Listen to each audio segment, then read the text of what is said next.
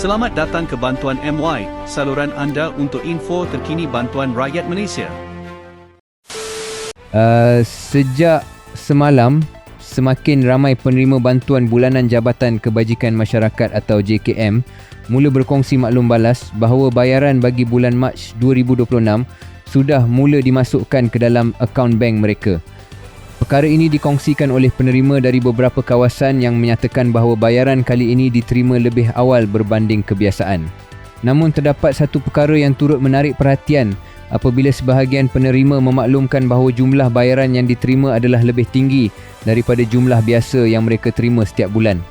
Menurut maklumat yang dikongsikan, tambahan tersebut dipercayai merupakan bayaran khas sempena sambutan Hari Raya Aidilfitri yang bakal tiba tidak lama lagi. Berdasarkan maklum balas yang diterima setakat ini, tambahan sebanyak RM100 dilaporkan diberikan kepada penerima bantuan bulanan JKM di negeri Sarawak sebagai bonus atau sumbangan khas Hari Raya.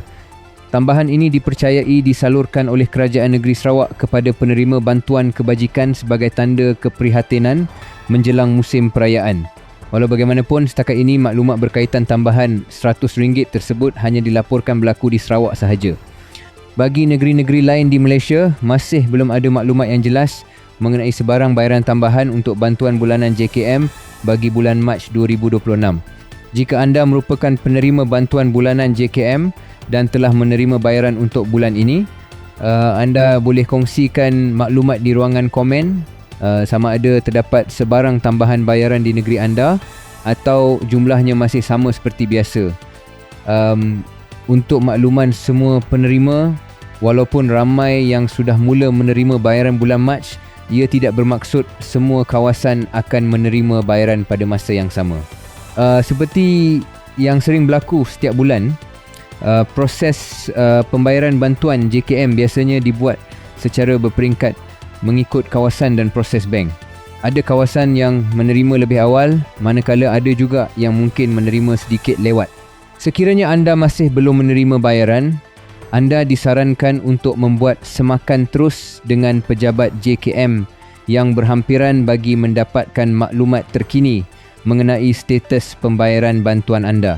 Untuk pengetahuan umum, bantuan bulanan JKM merangkumi beberapa kategori bantuan kebajikan seperti bantuan kanak-kanak, allowance pekerja orang kurang upaya, bantuan warga emas serta bantuan am negeri dan bantuan am persekutuan.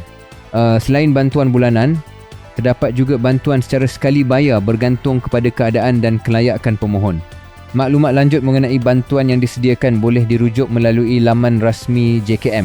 Pembayaran bantuan bagi bulan Mac dilihat diawalkan, sama seperti yang berlaku pada bulan Februari lalu bagi membantu penerima membuat persiapan menyambut perayaan.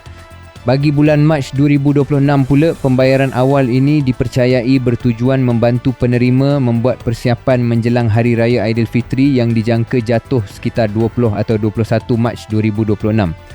Bagi individu yang ingin memohon bantuan bulanan JKM, cara paling mudah adalah dengan hadir sendiri ke pejabat JKM yang berhampiran dengan tempat tinggal untuk membuat semakan dan permohonan.